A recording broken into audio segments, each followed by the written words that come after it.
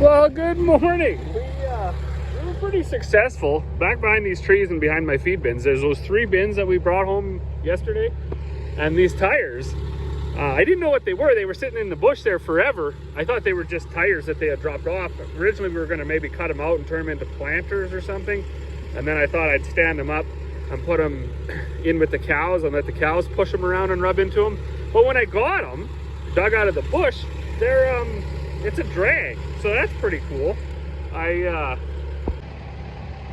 immature like that. I'm just a big kid, so like that's gonna be pretty cool. I'm gonna grab as soon as I finish making my bags, if Dad doesn't already have the disc hooked up, because we haven't got that done yet, I'll help him do that. But then I'm gonna hook a tractor up to this and drag these around.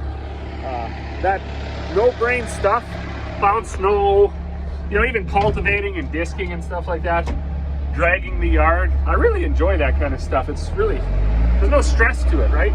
So a lot of the stuff we do, combining, you're kind of stressing out, wondering if you're throwing it over, or if you're going to go through a green spot, or if it's going to heat, or, you know, if you got enough bins, if you got too many bins, if it's running good enough. There's a million things you're thinking about. Weeds. When you're seeding, same thing. Is it going on right? Is it going on too heavy? Is it plugged? Is it this? Is it that? Is it too dry, too wet, too deep, too shallow? Swathing, spraying, they're another ones. You don't want to make any of those beaver huts or whatever you want to call them with the swath, because that's hard on the combines. When you're spraying, you're wondering if it's going on right, if you're missing, if it's overlapping, if you're going to kill the weeds, if you're going to kill your crop, if you got the chemical mixed right. So when we get to do things that are like drag 2 tires around, and the worst thing that's going to happen is that cable break, that kind of stuff I really enjoy doing. So I'm going to do that later, and I'm going to get pretty aggressive with it, because I think that's going to work really good. Dad claimed he bagged up, must be right there. Oh no, right there. Rolled oats. See if our bagger filler is empty. Oh, it is. Okay, cool. Good job. So that job is done. I might fill that up with whole oats. There's lots of people asking for whole oats for their horses in 50-pound bags. But first, I got to, where's the chain for that? I got to hook up my thing and start making some bags. So this is where my treasures got deposited, and it's because some shelter from the wind here. I don't want to bring them home just to have them blow over. We're not sure what can be done here. So if you see, these 2 bins actually have stiffeners. This one doesn't have any. Very, very badly damaged on lots of the rings. The rings don't even feel that. They just it's just cheap, right? It's cheap. So when you see stuff like this, I had said yesterday, there was a story I heard from some old boys, and they talked about how the bin building crews back in the day cheaped out on a lot of bins and then built their bins stronger, because lots of bin building crews were farmers as well. Like for these 2 not even to have stiffeners, and this one not even to have it, you wonder. You can't help but wonder if that was the case. I kind of doubt it was, but and especially kind of where these bins came from. I mean, anything could happen. I didn't stick my head in there very long to see if it was just a heated grain issue that pulled those bins down, which very well could be. But I'm certainly not too worried about it. I mean, if we peel them apart, and they're just too far gone, then we got some other ideas for them. Like you say, the roofs are in good shape. So if I end up setting my hammer mill up on one of them old bin floors, then I can put this roof over top of it, because you don't want it enclosed anyways, because it's too dusty and things like that. So just a roof, like a gazebo type thing, would be sufficient. I also thought a guy could put the roof over the dryer, our batch dryer. Just stand a couple poles up and then keep the rain off of it anyways. Sure stinks in here. But the walls don't actually seem to be that messed up, so who knows why they crumbled. I know it was before my time anyways. It's in here. Oh, see, that's no good. That had heated grain in it. Those are all ripped out the sides. So most likely this isn't, it's like rusted even right through. Those are no good. What about this one?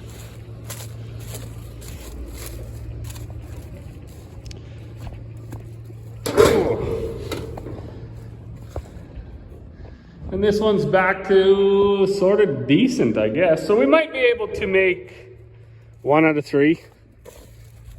The rest of it goes in the recycle pile, I guess. Salvage the roofs. It was something we wanted to do for a while because that whole yard where they were sitting, I'm not sure how big it is. It's probably like 5 acres or something.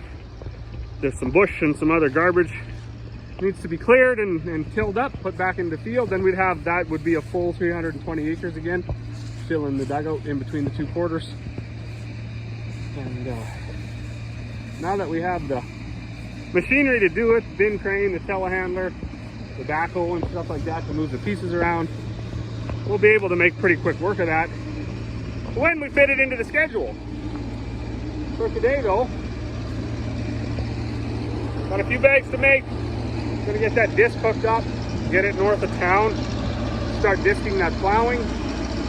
Probably take this 9750 north of town, get a sample of that canola, and then see where the day takes us from there.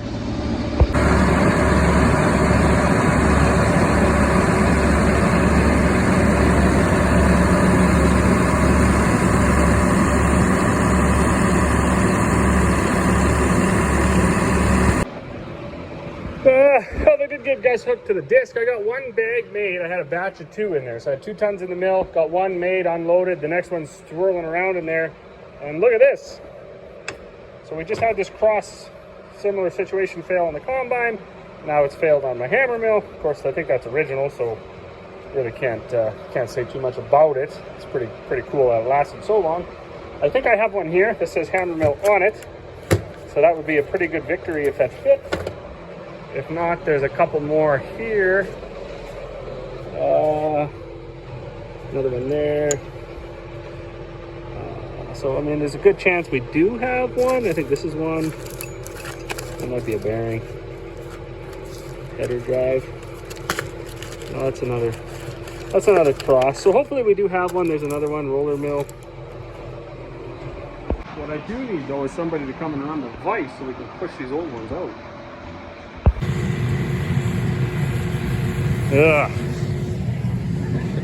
Good afternoon. So we had her happen. I was just looking back at my own YouTube video to see what I had done last time. It's actually kind of neat having a online documentary or whatever of how I fixed this stuff in the past. So I was looking and I had replaced this gear, but I didn't replace this one. And I was watching the video kind of chuckling to myself. I knew that was a mistake and that was probably not going to be long-lived. However, it made I don't know, made it till now, I think 2 years or a year and a half anyways. I had a couple of tons in the mixer yesterday and it went bang, bang, bang. And then it started going bang, bang, bang, bang. And then the shear pins blew. And it wasn't, the auger in the middle wasn't augering up anymore. Everything else was actually still turning. So what we had thought originally was maybe the coupler in the bottom, because that gearbox goes underneath the mill. It's got a big square coupler that drives that vertical auger.